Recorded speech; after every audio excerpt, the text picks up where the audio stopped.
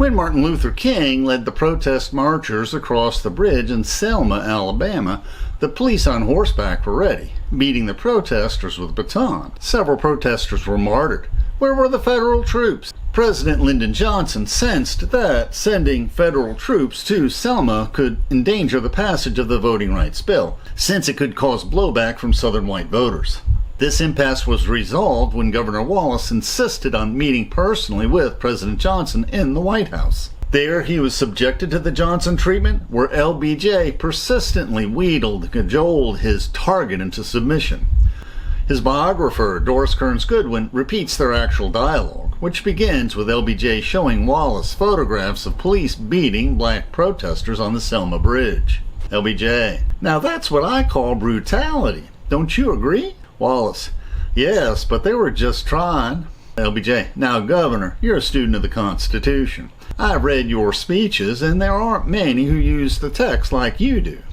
Wallace: thank you, Mr. President. It's a great document, the only protection the states have. LBJ: and somewhere in there it says that niggers have the right to vote, don't it, Governor? Wallace: they can vote. LBJ: if they're registered. Wallace: white men have to register too. LBJ: that's the problem, George. Somehow your folks down in Alabama don't want to register them Negroes. Why, I had a fellow in here the other day with a PhD, and your man said he couldn't register because he didn't know how to read and write well enough to vote in Alabama. Now, do all your white folk in Alabama have PhD? Wallace: these decisions are made by county registrars, not by me.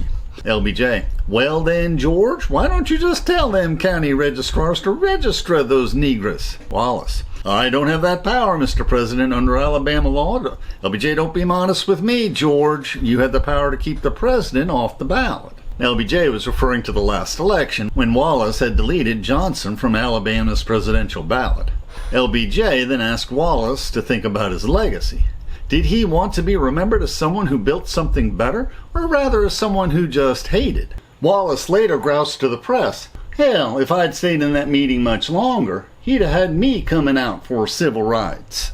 Governor Wallace agreed to request federal troops to help tamp down the violence at Selma, which meant that federal troops were not going to be seen as invaders. With this protection, marchers marched across the bridge at Selma unhindered by state troopers, and a few hundred activists were permitted to march to Montgomery to present their demands to Wallace himself, where they were again joined by the mass of protesters for the final leg of the journey to the state capitol. Please subscribe, and for more info, listen to our long-form videos on this and many other topics.